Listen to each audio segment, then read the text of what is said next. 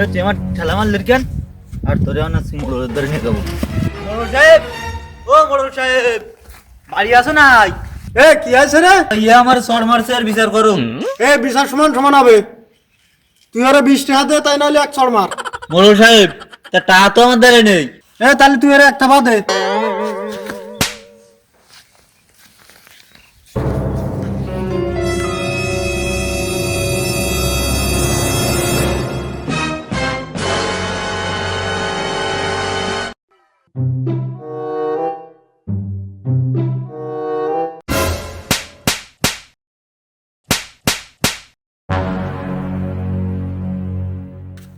এ তুই চড় মারলি কেন?